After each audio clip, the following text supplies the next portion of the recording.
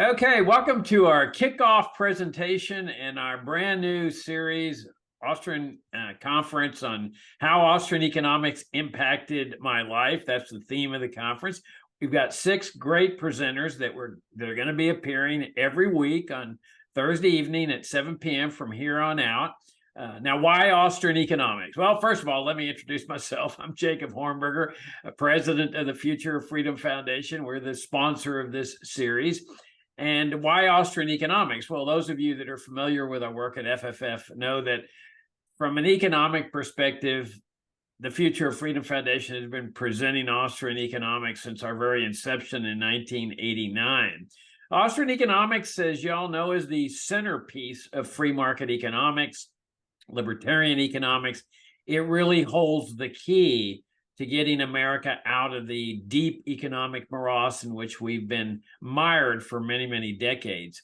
And so we periodically have conferences and presentations, seminars that revolve around Austrian economics. We've published books on Austrian economics. Richard Ebling, of course, who writes for us every month for our monthly journal, was our vice president of academic affairs from the very beginning at FFF, and that was when he was serving as the Ludwig von Mises professor at Hillsdale College. So Austrian economics is really center and critically important to the work here at the Future of Freedom Foundation. So our kickoff speaker tonight, we're really pleased to have one of the real young stars of the Austrian economics movement, and that's Ben Powell. Ben got his master's and his PhD at George Mason University. And I think you all know that George Mason has the finest free market economics program in the country, or at least one of them. Austrian economics, free market, libertarianism. It's just absolutely fantastic. He's been in Lubbock at Texas Tech University for 10 years. He's there. He serves as the director of the Free Market Institute, and he also teaches. He's a professor of economics there in the business school. He has served as president of the Association of Private Enterprise Education. He has also served as the North American editor of the Review of Austrian Economics. He's also serves as director of the Center on Entrepreneurial Studies at the Independent Institute. He's been published in a number of publications, including Forbes, the Christian Science Monitor, Dallas Morning News, and many others. And his books include Out of Poverty, Sweatshops in the Global Economy, published by Cambridge University Press in 2014.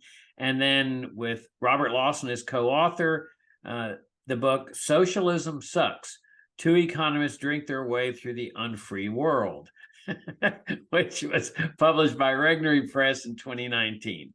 So we've told our speakers that what we really want is a fun event, kind of giving us your personal story of Austrian economics, how it impacted your life, how you came across it, and then some of the real principles and authors and books and conferences and so forth that especially impacted their lives. Our format will be the speaker will speak for whatever time he would like, and then we'll open it up for discussion. The maximum time period we're going to go is 1 hour, but I'd assume it may be shorter than that. But in any event, what we wanted was an informal, non-academic talk that just serves as a nice introduction for people that are just getting interested in Austrian economics, as well as serve a little bit of a challenge for those of us that already know about Austrian economics. So without any further ado, Ben, take it away. Well, thank you very much, Jacob. It's an honor to be with you. I appreciate the invitation, and happy to share my story and talk about myself. So to start with how I discovered Austrian economics, let's even go back just a little bit before that, because I think, in your introduction, Jacob, you mentioned libertarian economics and Future Freedom Foundation's bigger values on this. And in some sense, way before I discovered Austrian economics, I already had a deep ingrained sense of the value of liberty and freedom. I grew up north of Boston, and as a kid became interested in the American Revolution and the history of that. And I read everything I could. I even was a drummer boy in a reenactment regiment. So in some sense, like principles of classical liberalism vis-a-vis the American Revolution were always very important to me. But by the time I got to college, I still had those values, but maybe leaned a little bit more conservative in my other views, and was studying economics and finance at UMass Lowell, which now UMass, the main campus at Amherst, is one of the last bastions of real Marxists in the country in the economics department anyway. And Lowell was no hotbed of Austrian or even free market thinking for sure. So unlike a lot of people I know, I didn't have an undergrad economics professor who said, oh, this is, Mises or Hayek, and you should be reading this. I was just learning standard economics, even crap, old, vulgar Keynesian economics as an undergraduate. But I was also a member of College Conservatives Club, and a few of us attended a event in Boston run by the Leadership Institute.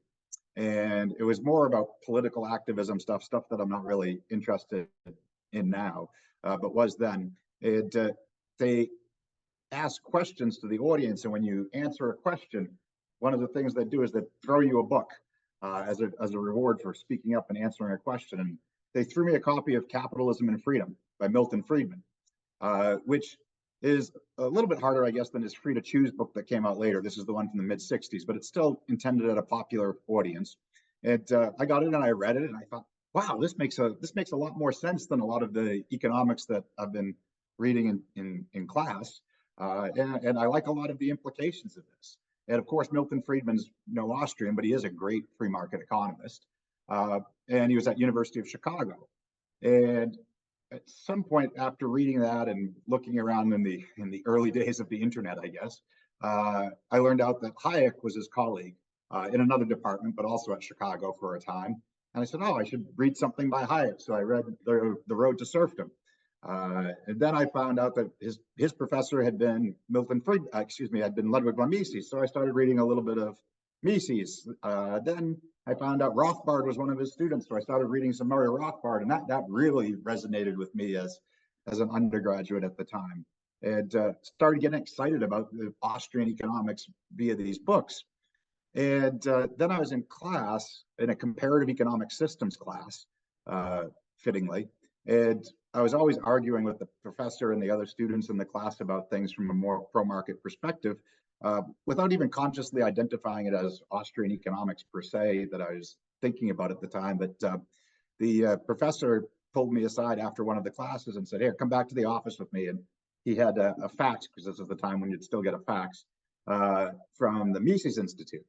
And it was about their summer seminars. And he says, the stuff that you say in class sounds a lot like what some people here probably believe. You should look at this summer seminar. So sure enough, I did. I looked him up and applied and got a grant to go down and spend a week in Alabama in August or July, something like that, god awful, hot and humid, studying Austrian economics. And that was, I think, between my junior and senior years of undergraduate. And you have a whole pile of readings to do before you go down. And I was excited to do that.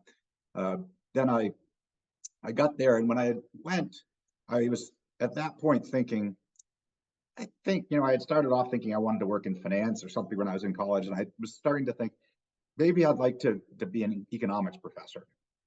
And while I was thinking maybe I would like to do that, when I went down to that, by the time I came back at the end of the week, there was no question in my mind what I wanted to do with my life. And it was to become an economics professor. And it was partly the example of a lot of the great professors that were down there and the passion with which they taught their courses, shared their ideas, spent their social time with the students talking. In particular, I remember watching a lecture by Richard Vedder, a great economist. And he, picture, I'm 21 years old. There's a guy he's probably in his late 50s actually then at the time, but to me, he was, my 21-year-old eyes, he probably looked older than that. And he's in front of a room lecturing on international trade stuff. And, he's got thick glasses on, his hair's like kind of going both directions at once because he's pushed his hands all the way through it as he's thinking and talking and pacing. He's a little bit overweight and has turned and brushed his belly against the blackboard and has chalk there. And he's getting worked up to talking about benefits of international trade and sweatshops and how they're great too. And the saliva is kind of like flying out of his mouth as he's getting excited. And I'm sitting there at 21, looked at him like, yeah, I want to be like that when I grow up. I remember that one in particular, but really the whole group of them, the passion with which they taught about economics, convinced me that this is what I wanted to do. And from there, I got back my senior year and was applying to graduate schools and applied to some standard ones, but I had learned about George Mason University, as Jacob said in his introduction, and that not only do they do free market economics, in particular, they have a field in Austrian economics that you can study in. So I went down and interviewed there, and as soon as they offered me a fellowship, I knew where I was going for graduate school. And my interview, actually, I wonder, I've told Pete Betke this before. I think I got my fellowship from my knowledge of zone defense in basketball rather than a deep understanding of Austrian economics at the time. Pete had just got back there a year or two before I started. So maybe a year before I went down for an interview. And I met with him and other people there to decide if I wanted to go down. And in discussions with him, Pete's a basketball junkie. He's coached AAU basketball and a whole bunch of other things. And I was coaching my city's travel team at the time. And we started talking about various trapping defenses. And a week later, I had a fellowship offer. And of course, we talked about Austrian economics too, but I'm sure my knowledge at that time was much better in basketball than it was economics. But George Mason then was a fantastic place to study at graduate school. At the time, Walter Williams was still the department chair. They had their Austrian program that Pete and Karen Vaughn were teaching at the time. But George Mason was, a collection of lots of economists who are great free market economists with various specialties and schools of thought, many of whom are knowledgeable about Austrian economics, but not specifically, and certainly not self-identified as Austrian economics. Richard Wagner was there at the time. Don Boudreau came while I was there. Jim Buchanan and Gordon Tullock, the great founders of Public Choice, were there and both knowledgeable about Austrian economics. Vernon Smith came during that time, who's known for experimental economics, but is hugely informed by Hayek's work in particular, but has also written a great article about human action, on Mises' famous book, at 50 years. So everybody, Brian Kaplan was new there at that time, a young assistant professor, who even wrote a book about an article about why he's not an Austrian economist, but is super knowledgeable about it. And I have told him in the past that I still think he is one. So it was a great environment to learn about economics. Pete Betke was my main advisor there, and really was the main driver of teaching me how to become a producer of economics rather than just a consumer of it, and kind of what this scholarly process was. I do think that, today, when I went to George Mason, I was very self-identified as Austrian economics. I don't identify as a, quote, Austrian economist today. I think everything I do is consistent with all of the main parts of Austrian economics, but not all of what I do is explicitly Austrian economics. It draws on lots of good schools of thought that have productive insights into how exchange and the environment for exchange shape economic outcomes. And this goes back to my education at GMU and learning from the public choice traditions, the UCLA price theory tradition, some from the Chicago tradition.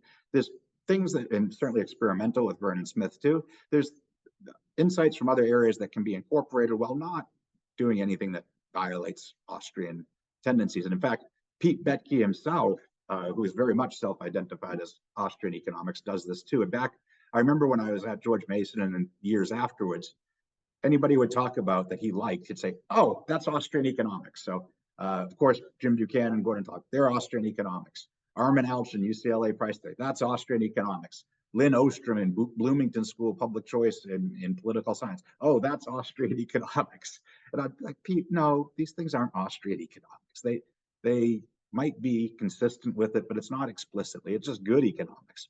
And Pete, I know he's going to be on your series later. I hope he plugs his book when he's on here too, but I'll plug it now. His book, Living Economics, that he did around a decade ago, maybe just a little bit longer. He identifies what he calls mainline economics. Mainline economics being the thrust of economic thinking from 1776 and Adam Smith to modern day Vernon Smith, from Smith to Smith.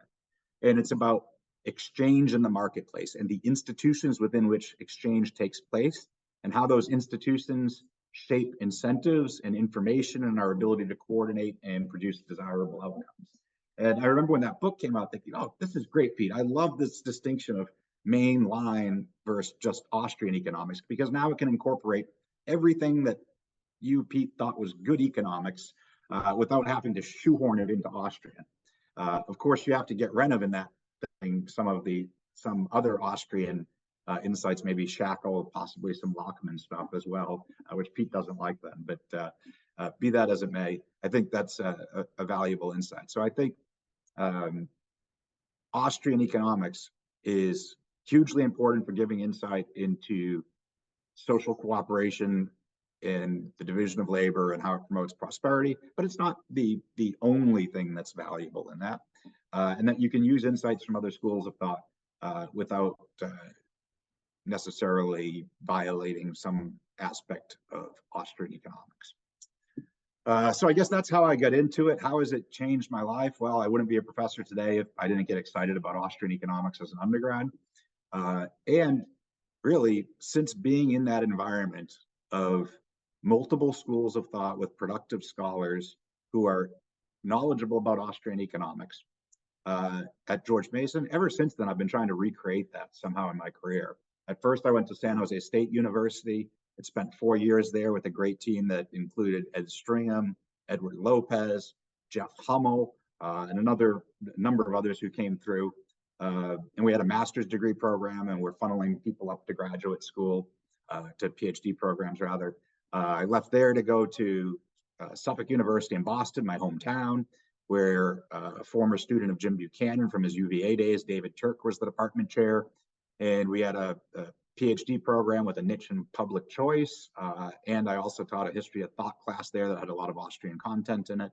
I've always been trying to recreate that kind of graduate school environment that I had. And the opportunity to move to Texas Tech a little over 10 years ago came along.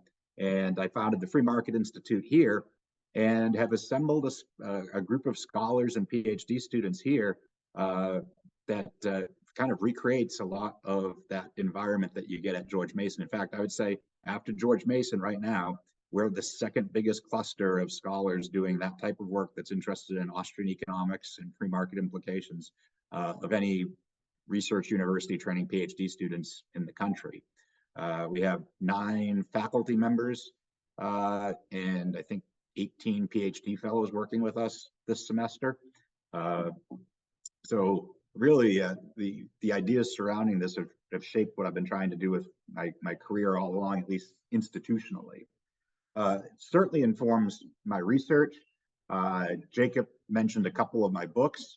The Out of Poverty Sweatshops in the Global Economy. I've said before, I'm like, oh, it's just good applied economics. So in Austrian economics, I'll weave in some of the ideas of economic theory and Austrian economics into this discussion instead of making them separate. In Austrian economics, you have a split between pure theory and what Mises called history, or what most economists would just call applied economics, or the application of theory to historical phenomena and things occurring in the world. And this gets into some details about the philosophy of science and how theory is grounded. But I think a lot of interesting economics isn't pure theory, it's applied economics of understanding things that are institutionally contingent in the real world. And I think the Out of Poverty book, it explains the role that sweatshops play in improving lives of poor workers in poorer countries and the role it plays in the process of economic development. And I've been asked sometimes, is that an Austrian economics book? And I'm like, nah, it's really just kind of a applied good economics. But I'm working on a second edition right now for Cambridge University Press. And as I'm updating it and reading through the old one, I'm realizing how informed the analysis is by Austrian ideas that aren't so explicitly recognized in other areas of economics. So in particular, 2 of the tenets that I think are important are markets as a process of discovery and adjustment rather than an equilibrium. They're a tendency towards figuring out a market equilibrium. So the role of error and correction in sweatshops that have to attract workers, discover gains from trade, and discover the path forward as the process of development plays out, and what this has for implications with some theories about this. Definitely plays a role in that book, but particularly the process of development part, and something that Austrians emphasize a lot more than other schools have thought is the importance of what we'll call capital heterogeneity. The fact that capital is not just a homogeneous blob. Capital is real stuff, and it's multi-specific. You can use it for multiple things, but it's not homogeneous. So we need to create, if we're going to advance our standard of living, move towards advanced material production, we don't just need to create capital, capital K, as some economic models put it. We need to create the right capital, capital that creates the greatest value, that best complements the existing capital stock, that best complements labor. And this is important going back to Mises's classic works on socialism. In fact, the Austrian school of thought is part of the neoclassical revolution, the marginal revolution from the 1870s, going forward into the 20th century. And the Austrian school didn't really recognize itself as anything other than part of neoclassical economics until the socialist calculation debate. So this is fired off by Mises in 1920, and this is an article you can look up easily online. It's free. I think one of the two most important economics journal articles in the 20th century. Mises led economic calculation in the socialist commonwealth, 1920, where he says if a socialist economic system is going to mirror the productivity of a capitalist system, they have to have a way for economic calculation. The postcard argument of his is the definition of socialism is abolishing private property in the major factors of production. Without private property, you don't generate market prices for the main factors of production. Without market prices, you don't have a relative scarcity indicator of the main factors of production. Without a relative scarcity indicator, you don't know how to organize production. That's the crux of his argument. And that touches off what becomes a 20-year debate about whether socialist economic systems can calculate like a market economy. And that hinges on capital being useful in multiple lines of research. So you can't just know how much consumer goods are short, because you need to know the relative ratios of different capital goods that go into each of these. But you can substitute capital goods across multiple lines of production. Steel can go into building a bridge, a house, a car, all sorts of things. And it can do so in different proportions. And this is kind of when other economists start responding that, no, our system of general equilibrium, trial and error, we'll be able to figure this out. Or even Schumpeter, who's nationalistically an Austrian, but has a different mindset, says, no, when you value the consumer goods, you ipso facto value all the capital goods that create it. That's not true if capital can be used in multiple industries in different proportions. And Hayek is a vigorous participant in this debate. And eventually Hayek and Mises start realizing that their colleagues in the economics profession think they've lost this debate. And it's really because they have a different understanding of equilibrium economics, not appreciating the role of capital heterogeneity, rather than market process economics with this, that leads Hayek to write what I'd say is the second most important economics article in the 20th century, The Use of Knowledge in Society, in 1945, which many economists appreciate, and they say, oh, it shows how prices are important about information. Like, yeah, it does do that, but it needs to be understood as the kind of parting shot in the socialist calculation debate, where Hayek is realizing our colleagues understand microeconomic functioning fundamentally different than we do, and it's being revealed because they don't understand why socialist economic calculation is impossible. And those same insights then play a role in my work, certainly in economic development, in focusing on how do we use market price signals and institutions of markets and property rights so that it's not just creating capital, but creating the right capital that does the most for economic development, and reshuffling that capital and the labor that goes along with it as various opportunity costs change, technologies change, demand shifts happen. It runs through certainly all my work on economic development. And as Jacob mentioned, the other book that I wrote, one of the other books that I wrote that's kind of fun, Socialism Sucks, Two Economists Drink Their Way Through the Unfree World. That will be your most amusing introduction to some Austrian ideas as it relates to socialism. It's an Anthony Bourdain style or P.J. O'Rourke style book of firsthand travelogue using economics and history to describe the real world functioning of socialist versus capitalist economic systems. I guess I've gone on for about 25 minutes and given a few examples and tied it into some economic theory. I think, Jacob, maybe now would be an okay time to stop and start fielding some questions if we have some.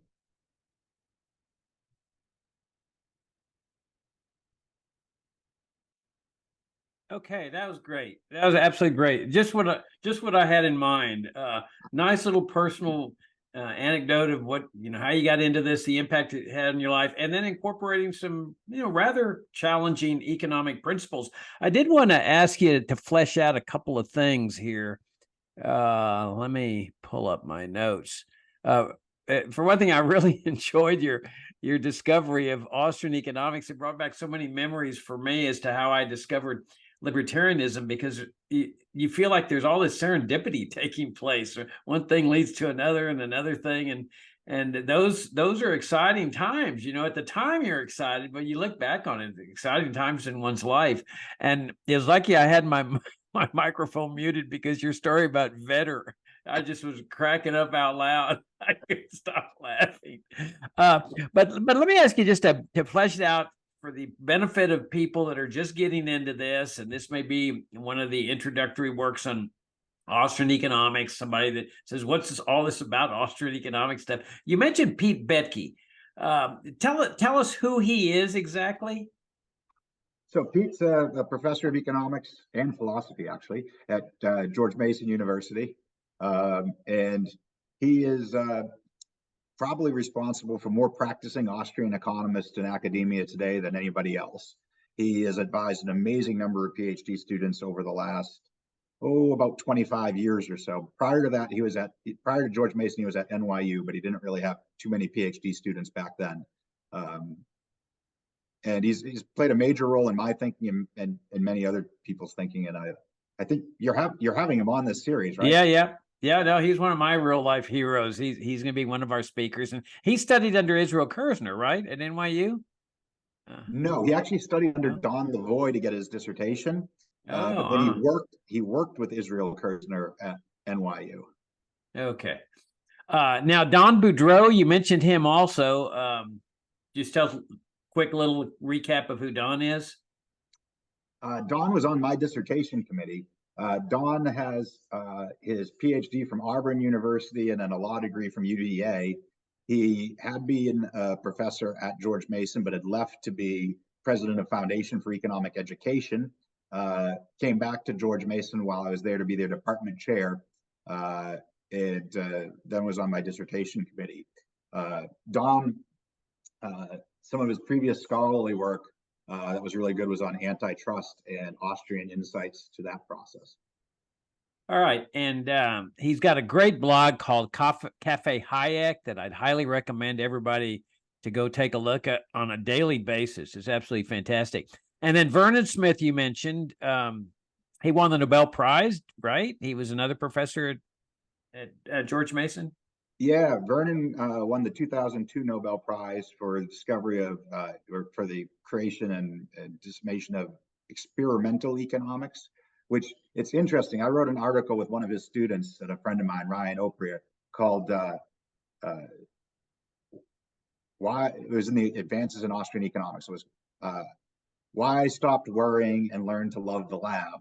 And it was a message to other Austrian economists, because some of them objected when Vernon got the Nobel Prize. It objected to experimental economics, saying you can't test a priori economic theory, which is part of Austrian economics, is that theory is derived a priori and it's not subject to experimental testing the way that natural sciences are. And I agree, but the lab is just a different version. Methodologically, within Mises's system, it's history, and it's non-naturally occurring history done in a lab to understand how people interact as you vary the institutional environment. And Hayek's got an essay where he says at one point, well, why would we do an experiment to discover what we already know if we know what the equilibrium outcomes are? But the experiment isn't about learning the knowledge. It's about learning how well the discovery process works.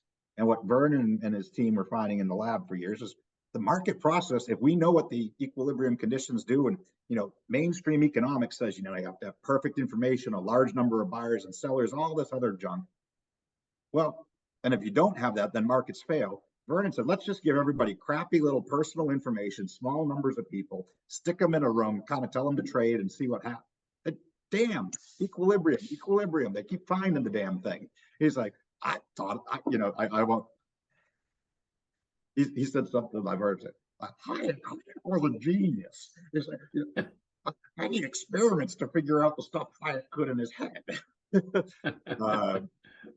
In the real world, like, we don't know what the equilibrium condition is, but if you can recreate in a lab where you do know what the outcome should be, and a market process with institutions similar to what you're going to use in the real world finds it and finds it and finds it, that should give us more confidence that the market process in the real world is doing what it should.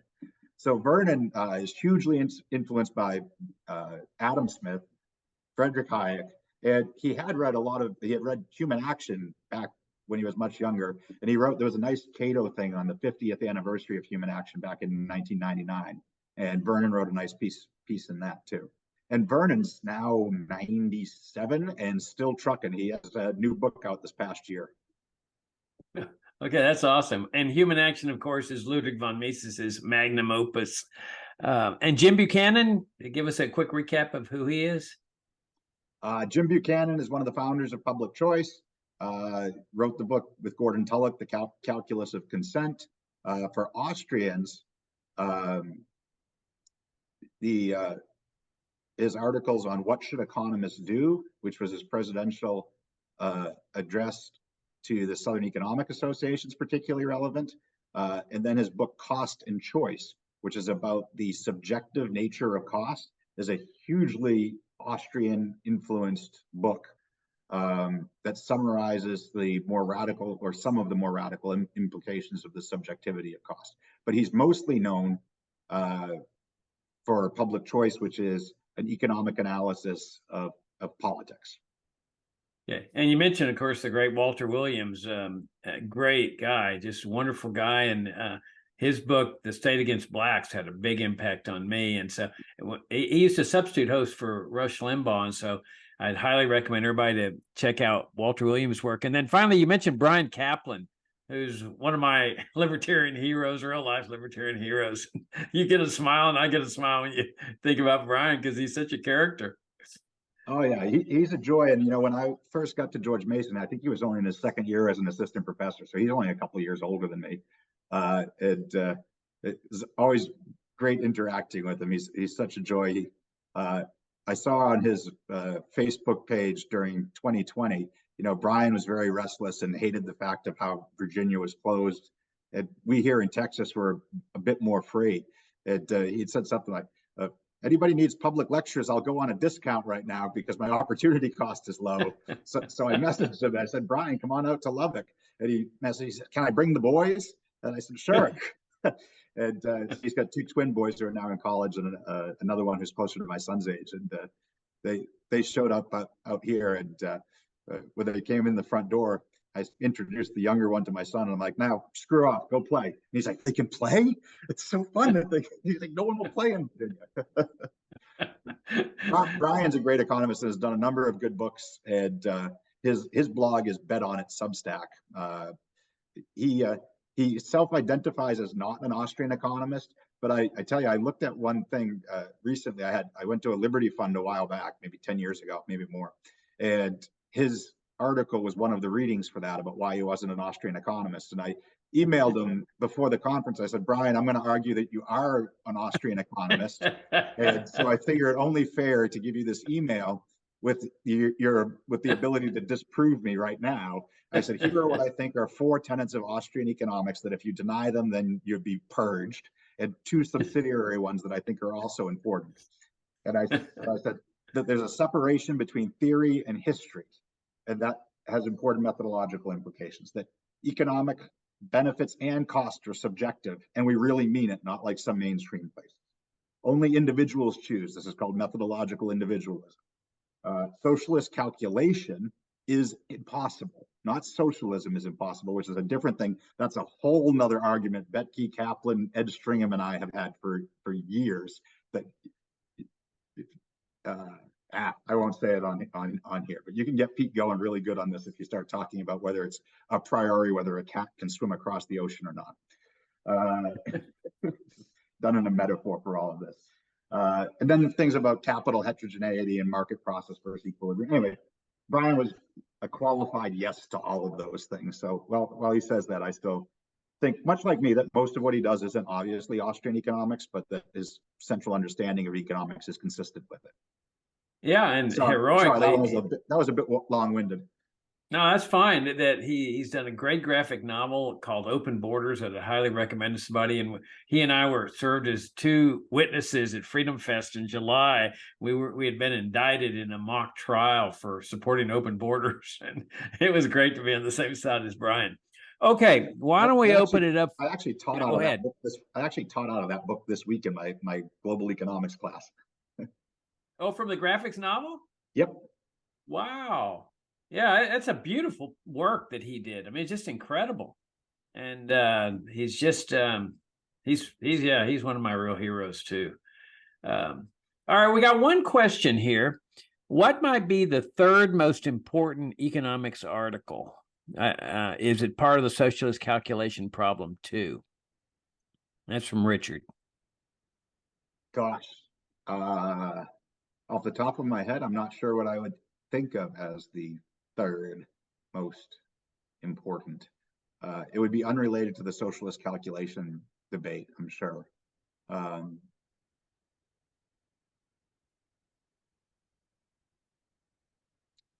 I'd have a hard time choosing between Law and Economics Insight of Coase stuff, Alchin and Allen stuff on prices. Hell, I don't know. Sorry, I can't give you a third one, but it wouldn't be narrowly on socialist calculation. Okay. You also mentioned Ed Stringham and Ed Lopez. Could you tell us a little bit about who they are? They're your age group, right? Well, they're both older than me, but not by much. Okay. Yeah, Stringham and I were classmates a couple of years apart at GMU. I had a great cohort when I was at GMU. Ed Stringham was a couple of years ahead of me, and Pete Leeson and Chris Coyne and Ryan Oprier were a year behind me. So we all beat each other up quite a bit. And in fact, Ed edited a book while we were grad students that we all did chapters on, and it was called Anarchy, State, and Public Choice, mirroring the title of Nozick, of course.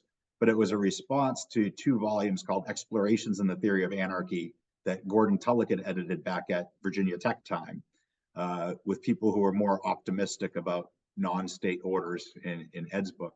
Ed's a professor at Trinity College now. He's most known for his work on anarchism and in particular his book, Private Governance. Ed Lopez is about 6-7 years ahead of us at George Mason. Ed is the director of the Public Choice Society now, does a lot of work in public choice and social change, and he's down at Western Carolina University. All right. And you mentioned Nozick. You're referring to his book, Anarchy, State, and Utopia? Yes. Yeah. So, okay. To understand that too, though, for people, for any philosophers that you get watching, right? It's kind of, he puts it as book 1, book 2, and book 3 within Anarchy, State, and Utopia. And some people don't appreciate the influence of Murray Rothbard on major thinkers, but book 1 is a response to Murray Rothbard. Book 1 is why Nozick thinks Rothbard is wrong about anarchy. And I think, by the way, there's problems with Nozick's argument. In fact, there's an old article by Roy Childs called The Invisible Hand Strikes Back, which is a response to Nozick's mechanisms in book 1 that I think is really good. But it was Murray Rothbard and his ideas that motivated that first part of the book. Book 2 is his response to Rawls, and book 3 is his Utopia, which, with some understanding, sounds a whole lot like a stateless order to me. All right. And you mentioned Murray Rothbard, who, of course, is one of the giants of Austrian economics. He got his doctorate under Mises, right? No? No, he got his doctorate at Columbia, but he attended Mises' seminar in New York City. Right. Informally.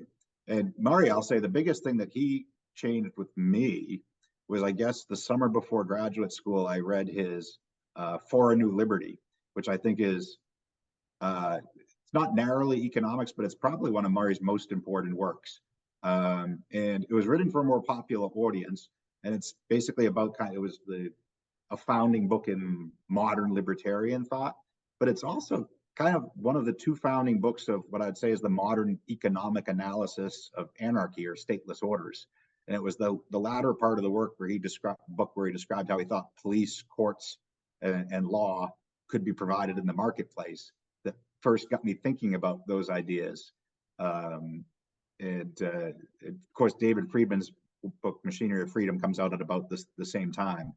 But Murray was a real innovator with that and sometimes doesn't get credit for it. There's been a huge amount of scholarship since then on that type of topic, particularly with Bruce Benson giving historical examples, but then modern people like some of the ones I mentioned of Stringham and Leeson, and to some extent myself and others.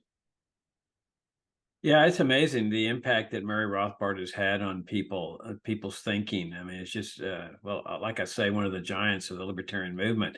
And we got another question here. What are common arguments you have encountered from other economists who are critical of the Austrian school? Well, I don't know if I generally encounter them that are critical of the Austrian school in general. They're more critical of a particular topic that Austrian economics is being applied to. So one of the ones that Austrians have probably taken the most slack on is their business cycle theory.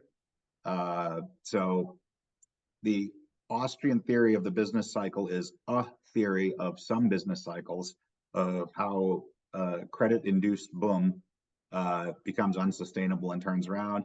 Other economists have done a lot to try to poke holes in that argument in particular, but it is worth noting for Austrian-friendly people out there, the Austrians who do this themselves say it's a theory of a business cycle, not the theory of all business cycles.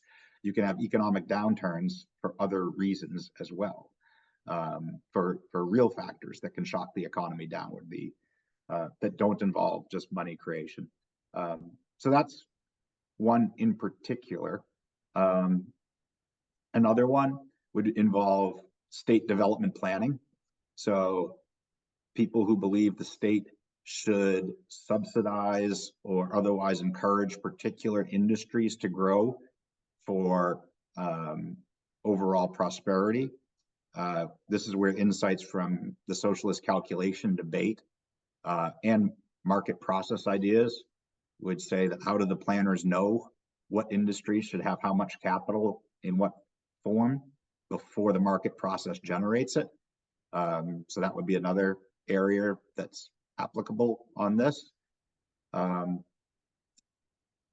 Another difference would be our understanding of competition when it comes to antitrust. And now this is not unique to just the Austrians, but Austrian and Chicago thought seem to have totally displaced the old ideas about industry concentration and monopoly.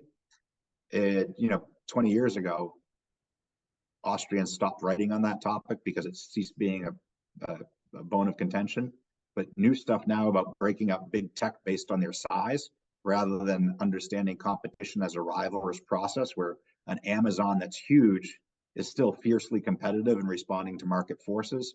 This would be a big new area of debate opening up, I think. I think those are a few examples for you.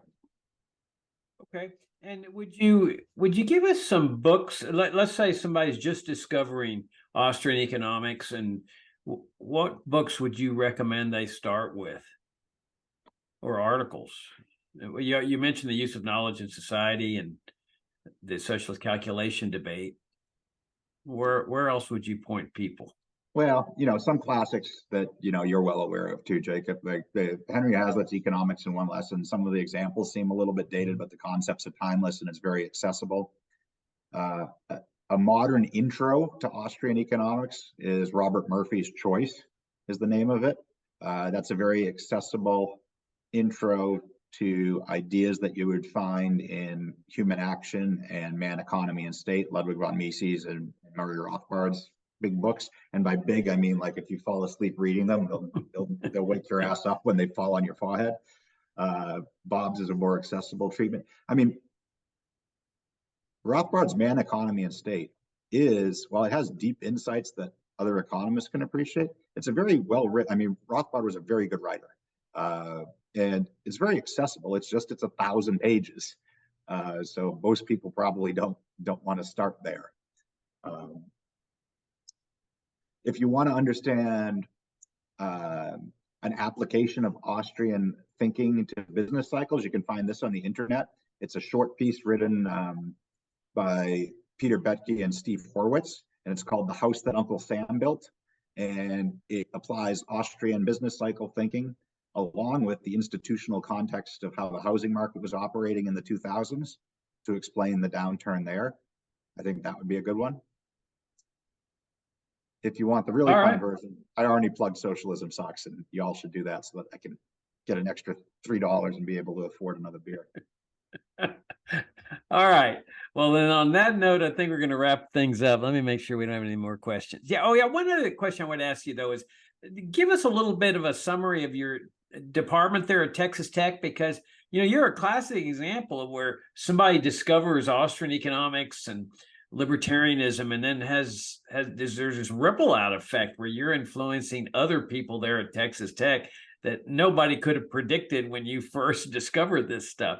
So can you talk a little bit about the department? Does it have a graduate program, or is it just undergraduate? How does it work?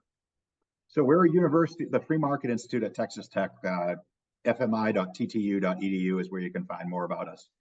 We're a university-wide institute. Most of our faculty are all jointly appointed between the institute and an academic department. As the institute, while we're wholly within TTU, we don't offer our own degrees. Our departments where we are offer degrees. So I have faculty in the economics unit in the business school, in political science, in applied economics in the ag school, affiliated faculty in philosophy. We all teach graduate and undergraduate courses. The core of our business is training new people, new academics to become professors. We do have an undergrad minor that loops these things together, but really it's people interested in earning a PhD that come to study there, and they major in one of these departments but take courses across all of them and participate. We have twice weekly research seminars, we have public lectures, and all of our PhD fellows work as research or teaching assistants with us at the Institute. So I'm working with 2 PhD students who are on the job market this year. One of them has done a whole bunch of research with me on pandemic policy and economic freedom. And the other one's been doing a whole bunch of sweatshop related stuff with me on, you know, what happens when you put in greater safety standards to job growth in Bangladesh's garment industry and things like that. But we have 9 faculty, some of whom are more empirical, some are more philosophical. We have a kind of like what I described at George Mason, a whole range of talents, but all with a common interest in freedom and free enterprise.